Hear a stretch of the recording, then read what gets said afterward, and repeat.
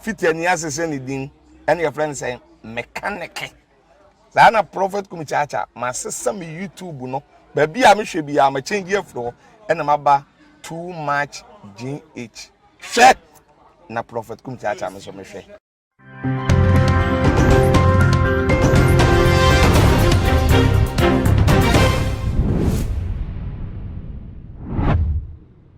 for me mamo akwa basronko eba too much GHS so nyame dom ya say edi ehia biem na munua ba na ama obuso ebre aso say trading issues de ekoba wo man mu Ghana fo bia de no atumu bia wo ka wasem no me de ebeso mo e we fide so nti nyaboche na rewaso na tesetie emu ensem na anse na mekọ ensem no eso no me ka me say jumi question ya say my de jumi de ebremo e baba Juliet Ventures mama Juliet say wo kitchen be ye fe obenya akade papa a say che now bit me ma wo ba we ba kitchen within 5 minutes we pia no on one bit me aba was akwa so nti friend no abibia or available 24/7 wo betie wu na bibia wo bia so no be delivery edem on bo so eda from na brands papa so and na wo daily in na me saka for loan master so edi ama loan master say by for brother boso media mato edi so be say organize party and na say wo holidays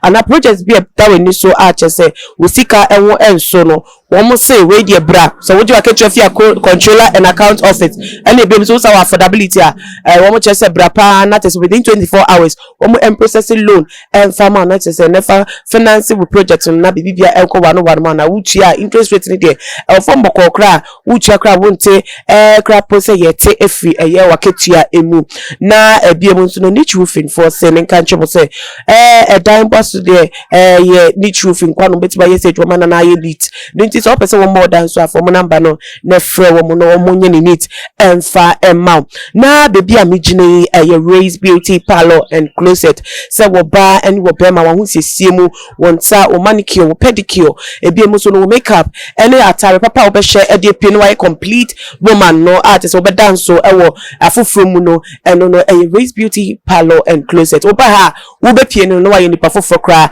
nti merenkra yi e de ma se bra ne se wo mu wo free pipe junction so ewa beka nti bobodia the located Raise Beauty Parlor and Closet na sisa wo ye bia for once ewo wabrabo ebu na meko ensem no so no ebusa for ade ya pa se wo be ejuma na ejuma na wa ye wie no aketua se fatase ye fa ema wo no na te se ye twiwedi ewo aketua mu anda se ye obukata ewo ejuma de na ejuma so de sese ade ya setire mu no because of se na nyama akwa atwene tu obia de no age ejuma bie mu de obia betima ya ne nsa be kona no oye bi ema ne nsa kona no na no nam so ama eye video ya beto je de no beka won asem no ama abawe bi ebuofu no dendende esa ejuma wa ye anajumu ni atesade achi atese ekatue ese fata no ese ye mfa ma no na nipa ko ose won twa de ka no oya ye ne se bukata ase de won pese obetua de ka na so pese won ka se ejuma na wo ye no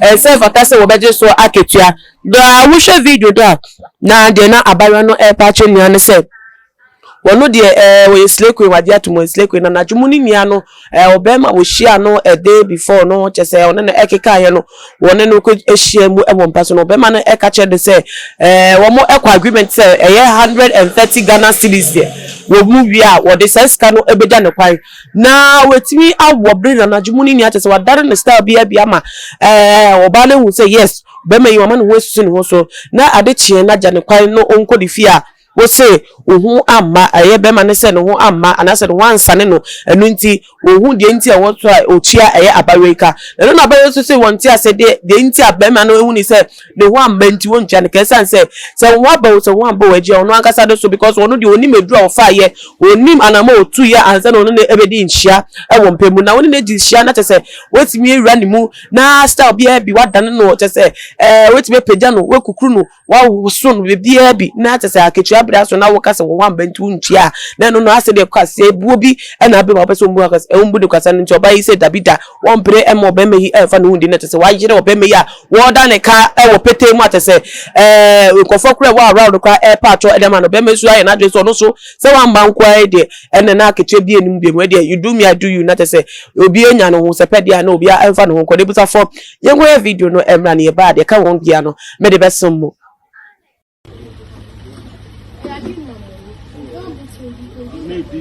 oh, Mr. Man. Give my money. I will break your foot. You don't see man there, so give my money.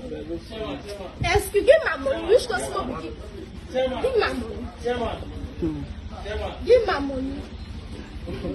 If you do finish, you will minus everything from us. Which minus everything from us? Now, if I could break you, why break you once you go see? Which one minus you? So give my money, give my money. Which one minus you? Give my money, Joe. They look me, they do first. What they told you, no, you go hate yourself. If the boy you were good, give my money, you gonna tell me rubbish. I'll carry your 100 CD for you. Which 100 CD? Now 100 CD. The 100 CD so with the fuck, I never come. You say you want glass. You want glass as you waiting. Give my money. I be assessed. Now I give my money. Give my money. Oh. You know see man. Give my money. Then to give. You know see man. Give my money. Then to give my money. May respect. How much will he give you? How much? You get 130, which 100 cedis? 100 CD. You get a lot of people have to slap your face. You think I don't fit to. I don't fit to. That man has the money. Give my money, Jory. Oh. No, it's not anything. It's not anything. Why you not feed the farm? You can't disgrace yourself. You don't respect your old age. So she go come back and give her the complete money.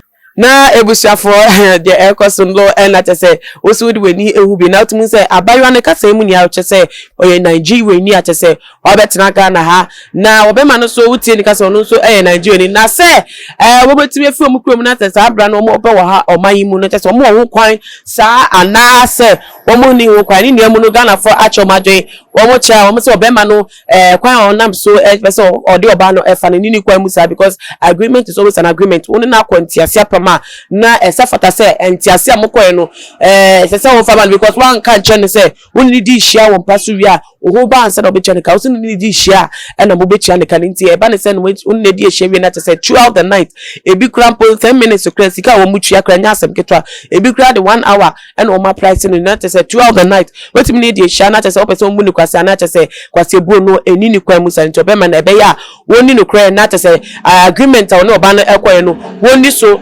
na won fa ni sika ema na tese asumdwe emra ebi muso ka se ni wo kwa mte obema no ebetwa ne ka because those o make sika sem crampo no sika sem no enye bibia sa because se adwuma de enye adwuma bia de an se pe ele omo okoshepe wo mo wo ba ni nya ho bi ene wo no obema no so nya ho bi nte de na oba na expect say obema no betwa ne ka nti obema no eyi nini na we dey acquire argument kese obi ane na adwen wo so wadwen kire efa ho ene sen bomodi ane fa somye e wo ye comment section na ebie musu no share video we on all the social media platform na follow yen our Instagram and Twitter at @tumagh_. Facebook so tumagh nana ama owuswa enemy di nyame ya doma e be say di sharp ni makramo.